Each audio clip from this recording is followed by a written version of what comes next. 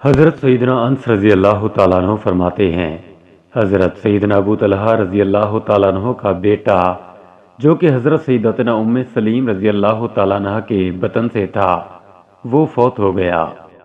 حضرت سیدتنا ام سلیم رضی اللہ تعالیٰ عنہ نے تمام گھر والوں سے کہا کہ جب تک میں ابو طلحہ کو بیٹے کی وفات کا نہ بتاؤں اس وقت تک کوئی بھی انہیں اس کے متعلق نہ بتائے۔ جب حضرت سیدنا ابو طلحہ رضی اللہ تعالیٰ عنہ شام کو گھر تشریف لائے تو حضرت سیدتنا ام سلیم رضی اللہ تعالیٰ عنہ نے انہیں رات کا کھانا پیش کیا، اور جب آپ رضی اللہ تعالیٰ عنہ کھانے سے فارغ ہو چکے تو حضرت سیدتنا ام سلیم رضی اللہ تعالیٰ عنہ نے ایسا بناؤ سنگھار کیا کہ اس سے پہلے کبھی نہ کیا تھا۔ پھر حضرت سیدنا ابو طلحہ رضی اللہ تعالیٰ عنہ نے ان سے ہم بستری کی، اور جب آپ رضی اللہ تعالیٰ عنہ فراغت پا چکے تو حضرت سیدتنا ام سلیم رضی اللہ تعالیٰ عنہ نے کہا، اے ابو طلحہ رضی اللہ تعالیٰ عنہ، آپ کا کیا خیال ہے کہ اگر کسی قوم کو کوئی چیز امانت کے طور پر دی جائے اور پھر وہ امانت ان سے طلب کی جائے تو انہیں وہ امانت واپس کرنی چاہیے یا نہیں؟ آپ رضی اللہ تعالیٰ عنہ نے فرمایا، انہیں ضرور وہ امانت ادا کرنی چاہیے۔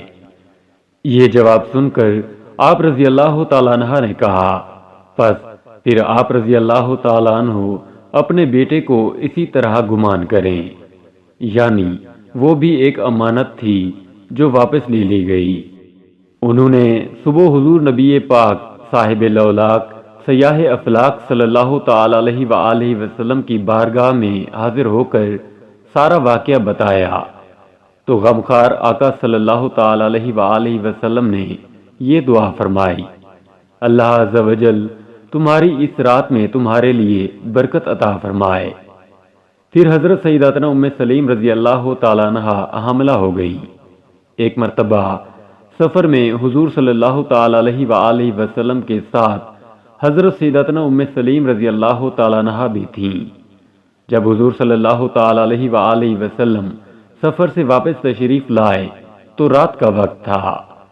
آپ صلی اللہ تعالی علیہ وآلہ وسلم سفر سے واپسی پر رات کو مدینے میں نہ جاتے۔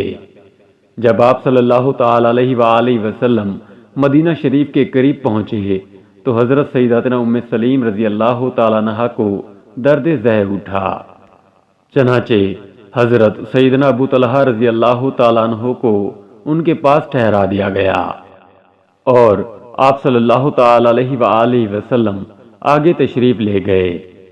حضرت سیدنا ابو طلحہ رضی اللہ تعالی عنہ نے بارگاہ خداوندی میں عرض کی، اے میرے پروردگار عز و جل، تو خوب جانتا ہے کہ میں تو اس بات کو پسند کرتا ہوں کہ جب مدینہ طیبہ سے نکلوں تب بھی تیرے محبوب صلی اللہ تعالی علیہ وآلہ وسلم کا ساتھ ہو، اور جب مدینہ منورہ میں داخلہ ہو تب بھی تیرے محبوب صلی اللہ تعالی علیہ وآلہ وسلم کی رفاقت نصیب ہو۔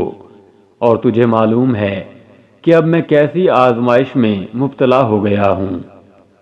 حضرت سیدتنا ام سلیم رضی اللہ تعالیٰ عنہ نے عرض کی، اے ابو طلحہ رضی اللہ تعالیٰ عنہ، اب میں پہلے کی طرح شدید درد محسوس نہیں کر رہی۔ چنانچہ ہم چل پڑے، اور جب مدینہ منورہ آئے تو انہیں دوبارہ درد ذہ شروع ہو گیا، اور خوشیاں لٹاتا ہوا ایک بیٹا ہوا۔ حضرت سیدنا انس رضی اللہ تعالیٰ عنہ فرماتے ہیں کہ پھر میری والدہ نے مجھ سے فرمایا، اے انس رضی اللہ تعالیٰ عنہ، تم جب تک صبح اس بچے کو رسول اللہ صلی اللہ تعالی علیہ وآلہ وسلم کی خدمت بابرکت میں نہ لے جاؤ اس وقت تک کوئی بھی اسے دودھ نہ پلائے۔ چنانچہ میں صبح بچے کو لے کر بارگاہ نبوی علی صاحبہ الصلاۃ والسلام میں حاضر ہو گیا۔ اس وقت حضور صلی اللہ تعالی علیہ وآلہ وسلم کے ہاتھ میں اونٹوں کو داغنے والا آلہ تھا۔ آپ صلی اللہ تعالی علیہ وآلہ وسلم کی نظر عنایت جب مجھ پر پڑی تو استفسار فرمایا، شاید ام سلیم کے ہاں بیٹے کی ولادت ہوئی ہے؟ میں نے کہا جی ہاں۔ پھر آپ صلی اللہ تعالی علیہ وآلہ وسلم نے وہ لوہے کا آلہ رکھ دیا۔ میں بچے کو حضور صلی اللہ تعالی علیہ وآلہ وسلم کے پاس لے آیا۔ آپ صلی اللہ تعالی علیہ وآلہ وسلم نے اسے اپنی آغوش محبت میں لے لیا اور مدینہ منورہ کی اجوا کھجور منگوائی۔ آپ صلی اللہ تعالی علیہ وآلہ وسلم نے اپنے دہن اقدس میں لے کر چبائی۔ جب وہ خوب نرم ہو گئی تو بچے کے منہ میں ڈال دی۔ بچے نے اسے چوسنا شروع کر دیا۔ یہ دیکھ کر حضور صلی اللہ تعالی علیہ وآلہ وسلم نے اس بچے کے چہرے پر اپنا دست شفقت پھیرا اور اس بچے کا نام عبداللہ رکھا۔